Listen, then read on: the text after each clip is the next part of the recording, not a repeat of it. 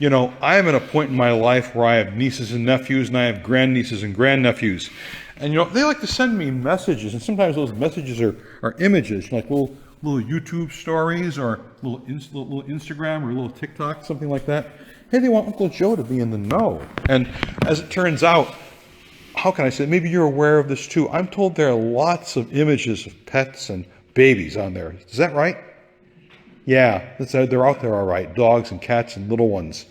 Well, I had one of my grandnieces who likes dogs very much, sent me this image that came from Scotland. This person who's a shepherd who has a couple of border collies, and he's got the flock of sheep. And it's very simple. I mean, there's the little border collie sitting in the back of the little pickup truck, and just with a word, boom, the border collies are off. And within seconds, they're getting the flock rounded up, and they're kind of moving from one pasture to the other. And then they come back, and obedient little dogs, they just jump right up and get back in the back of the truck, and they look at the master. What's next? It's like that. Imagine what it means just to be able to, with a single command like that, a word or a snap of the fingers, and boom, they're gone. That's impressive. That's impressive. One of my sisters, who's been an OBGYN nurse at St. Peter's in Albany for many years, sent me this one recently.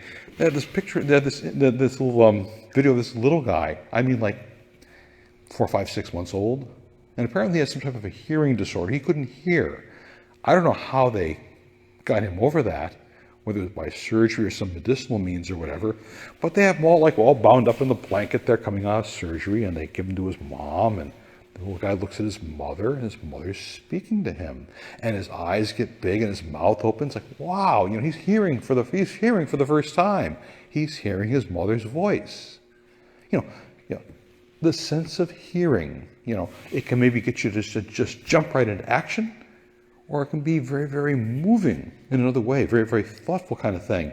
And I'm sure there's lots of things in between with that too. Okay? Hearing is such a powerful sense. That's not to say the other senses are unimportant. I just think hearing kind of, no pun intended, speaks to us in a particular way. And so we have that image in the gospel today, in Mark's gospel. The man who was brought to Jesus by his friends because he has a hearing disorder and a speech impediment. And Jesus opens him, ephphatha, be opened. And all of a sudden they say he can hear, and his speech impediment is gone. And I think maybe you know how that works. For some people who are hearing impaired, sometimes their speech is impaired too. They can't hear well what's being said. How can they speak back to you with that clarity if they can't hear with clarity? And so I have all that goes with that. Like I said, hearing is such a powerful one of our 5 senses. And it gets me thinking a little bit, well, here we are, baptized daughters and sons of the Lord, sisters and brothers of Jesus. The things we hear, the invitations we hear, the calls we hear, how do we respond? Maybe there are things that the Lord will say to us and we just respond very quickly too. Other times, maybe we're moved in awe with this. Other times, maybe we need a little time to discern, to sort things out. Lord, what is it you're saying?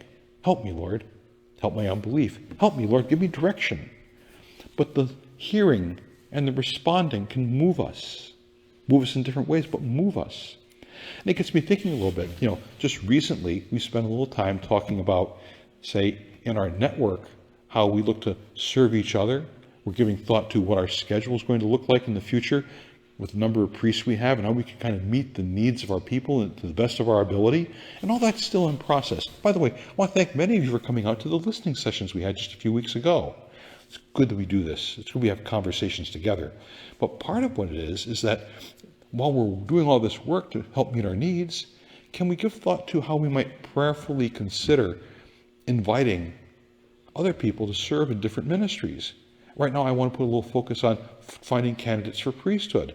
Can we think a little bit about, say, are there young men, are there teenagers, are there college students, are there young adults in our community who maybe might be open to an invitation to have a conversation about this?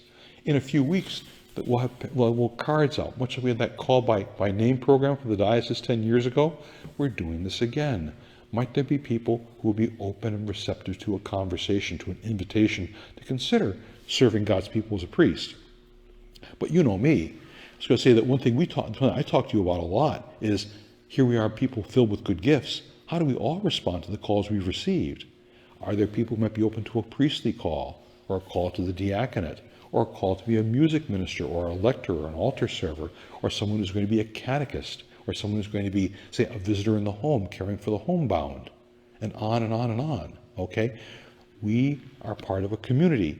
Priests are part of that community, but hey, the community is very, very large, and there's lots of gifts there. What can we do to meet the needs of God's people, spiritually, pastorally, sacramentally, corporally? All the things we can do as God's people, sharing good gifts. Might we come to listen to the call of the Lord? And while we're at it, listen to people as they talk about the needs in their families, in their parish, and their community. So like I said, listening is a very, very important sense. And I think it's a very, very good thing for us as Christians to give thought to how we hear the Lord and hear one another, and how we respond. Think of the many examples of Jesus hearing about the needs of those around him and how he responded. May we come to follow his example and be people who listen. What was that phrase we had from that letter from James last week? Not just be hearers of the word, but doers. May we put our listening into action.